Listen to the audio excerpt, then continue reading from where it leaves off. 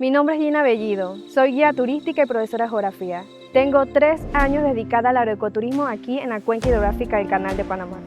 Aquí en la cuenca viven miles de especies de todas las formas y tamaños.